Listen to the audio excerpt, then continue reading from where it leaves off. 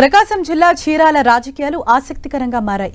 చీరాల మాజీ ఎమ్మెల్యే ప్రస్తుత పర్చూర్ ఇన్ఛార్జ్ ఆమంచి కృష్ణమోహన్ రాత్రి అనుచరులతో సమావేశమయ్యారు. వచ్చే ఎన్నికల్లో చీరాల బరిలోనే నిలుస్తానని ఆమంచి కృష్ణమోహన్ అనుచరులతో చెప్పినట్లు తెలుస్తోంది.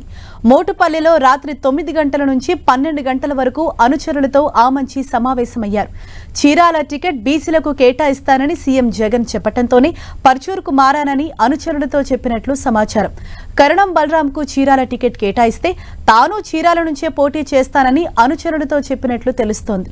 4 రోజుల క్రితం సీఎంతో సమావేశమైన ఆమంచి చీరాల టికెట్ పై చర్చించారు.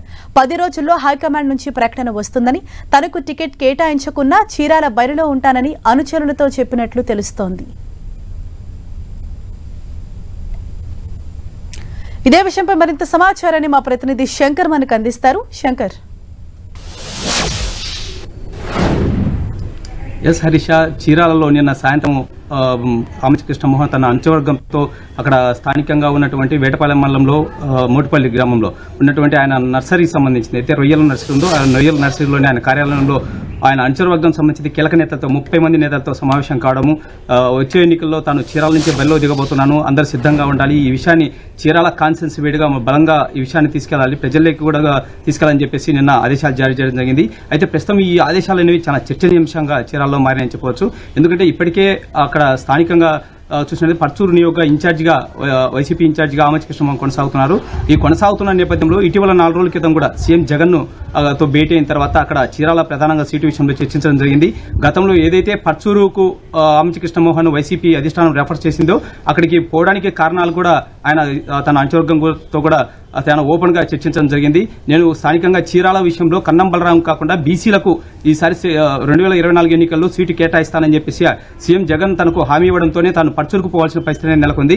ఒకవేళ ఈ 2024 ఎన్నికల్లో ఒకవేళ అలా కాకుండా వేరే కన్నం అక్కడ ఉన్నటువంటి స్థానిక ఎమ్మెల్యే అయినటువంటి కన్నం బలరాం కుటుంబానికి సీటు కేటాయిస్తే ఎట్టి పరిస్థితుల్లో తాను చీరాల నుంచి బరిలో దిగబోతున్నానని, అందుకు అంచవర్గంతో పాటుగా తన కీలక నేతలు సంసిద్ధంగా ఉండాలని చెప్పేసి నిన్న చాలా కీలకంగా భేటీ నిర్వహించినట్టు కూడా మనకు సమాచారం ఉంది. నిన్న రాత్రి 9 గంటలకు భేటీ అయినటువంటి ఈ సమావేశం దాదాపు అర్ధరాత్రి 12 గంటల వరకు కూడా తన అంచవర్గంతో కీలకంగా చర్చించినట్టు కూడా అక్కడ తన అంచవర్గం సమాచారం మేరకు తెలుస్తుంది. అయితే ప్రధానంగా ఇక్కడ స్థానికంగా ప్రజెంట్ చూసినట్టు ఎన్నిక జనసేన చీరాల ఇన్ఛార్జిగా ఆయన తమ్ముడైనటువంటి ఆమంచి స్వాములు కూడా ఉన్నారు.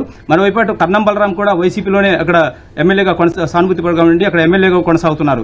అయితే ఈసారి ఖచ్చితంగా ఆయన కుమారుడు కన్నం వెంకటేష్కే ఖచ్చితంగా సీటు కేటాయిస్తామని చెప్పేసి నిన్న బస్సు యాత్రలో కూడా సామాజిక సాధికారత బస్సు యాత్రలో కూడా మంత్రి మెరుగు నాగార్జునతో పాటు ఎంపీ నందిగాం సురేష్ కూడా అక్కడే ప్రకటించడం జరిగింది. చీరాల ఈసారి ఎట్టి పరిస్థితుల్లో సీటు కన్నం బలరాంకే కేటాయిస్తామని చెప్పేసి కూడా చెప్పడం జరిగింది. సో ఇటువంటి నేపథ్యంలో ఇక్కడ ఆమంచి కృష్ణమోహన్ వ్యాఖ్యలని చాలా కీలకంగా మారాయి. ఎందుకంటే ఆమంచి కృష్ణమోహన్ అడుగులు కూడా చీరాల వైపే చూస్తున్నాయి.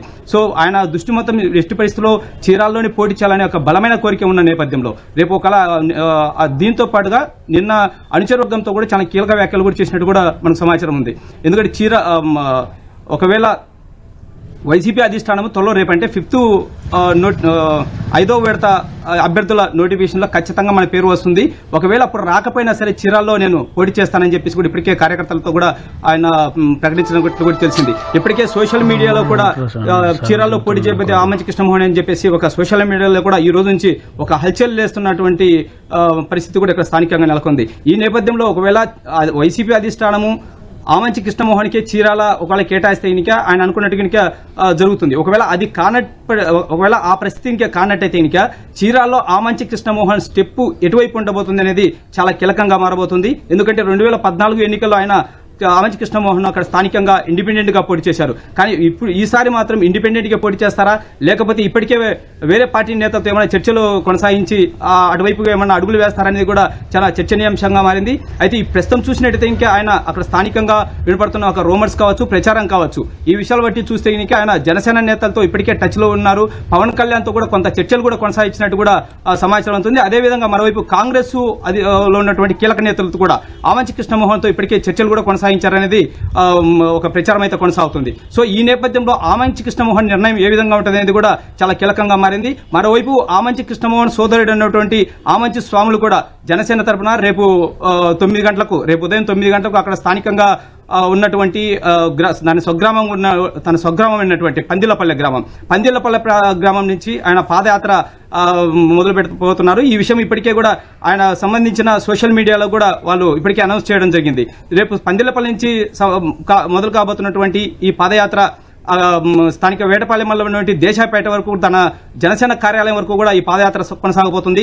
భారీ ఎత్తున టీడీపీ శ్రేణులు, జనసేన శ్రేణులు కూడా ఆ పాదయాత్రలో పాల్గొనబోతున్నాయి. సో ఇటువంటి పరిస్థితుల్లో ఒకవైపు ఆమంచి కృష్ణమోహన్, ఒకవైపు ఆమంచి స్వాములు, మరోవైపు కన్నం బలరాం చాలా ముక్కోణపు పోటీలో అంటే పోటీ పడుతున్న నేపథ్యంలో ఒక చర్చనీయాంశంగా అయితే స్థానిక చీరాల రాజకీయాలు నెలకొన్నాయి. ఒకవైపు చెప్పాలంటే రాజకీయాలు చాలా కాకరేపుతున్నాయి కూడా చెప్పవచ్చు.